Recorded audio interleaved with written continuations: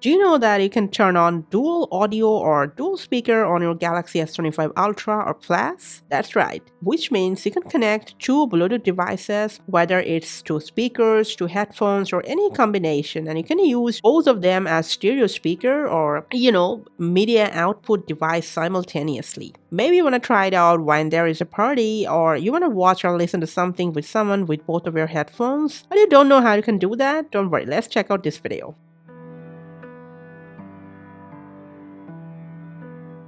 Whatever the Bluetooth devices are first, you're going to just go ahead, pair them to your S25 and make sure they're connected and turned on.